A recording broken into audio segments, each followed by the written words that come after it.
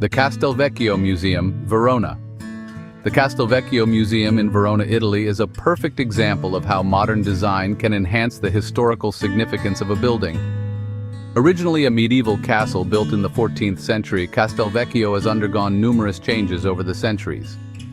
In the 1950s and 60s, architect Carlo Scarpa was commissioned to restore and convert the castle into a museum. Scarpa's renovation is a masterclass in how to blend old and new.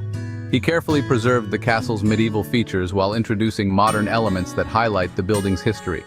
The use of sleek lines, glass, and concrete contrasts with the rough stone walls, creating a dynamic interplay between past and present.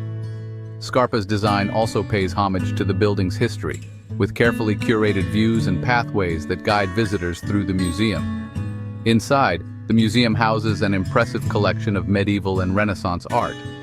Scarpa's thoughtful design allows the artwork to shine, with carefully placed lighting and display cases that enhance the viewing experience.